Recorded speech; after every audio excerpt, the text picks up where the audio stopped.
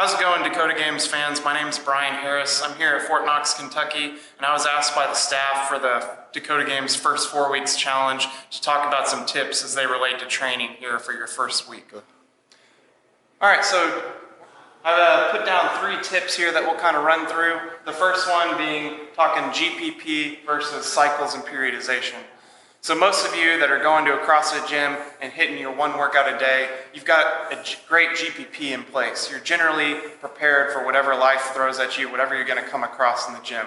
But oftentimes I get a lot of questions from people who are on these style of programs wanting to improve in one specific area.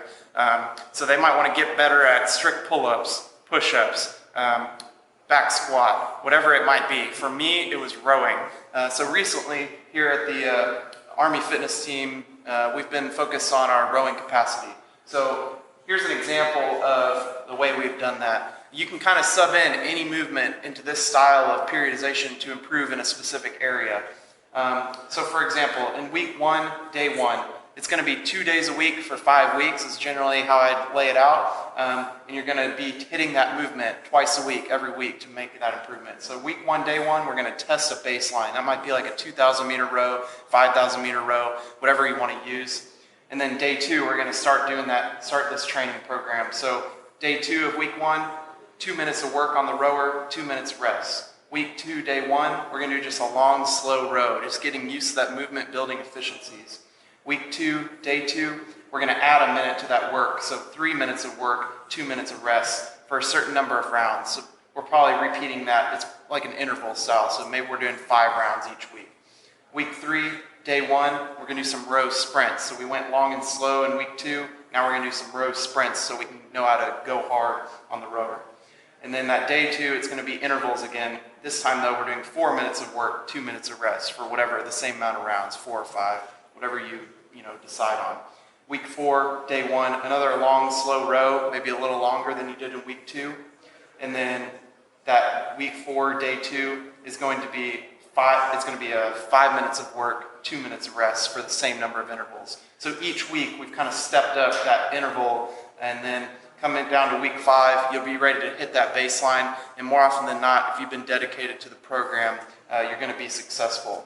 This is very interchangeable and it's very customizable. So there's not like one way to do it that works, but it's just something to add in if you're looking to make specific gains in an area that can be beneficial to you. All right guys, moving on to the second tip. The second tip is just going to be review your daily plan the night prior or maybe the morning of your training. So we all have busy lives, but normally before I go to bed, I like to kind of look at what's coming up the next day. That doesn't just go for what I'm doing in the gym, but kind of throughout the whole day.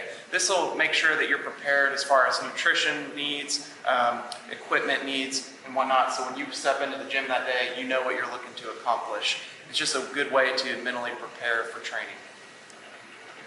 All right, and then last tip, number 3, and I think this is probably one of the most important ones, is triage as needed. And you want to focus on the biggest payoff and longevity in your week's worth of training. So I often see people, they follow, a blog or a class workout or whatnot, and it looks very intimidating when they look at everything they're supposed to do that day.